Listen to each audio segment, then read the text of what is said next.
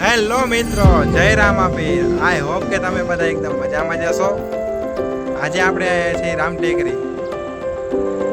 Location બહુ સરસ છે.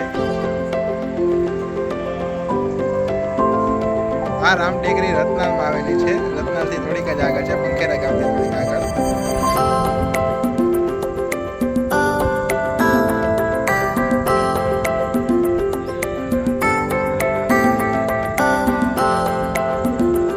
જય રામાપીર.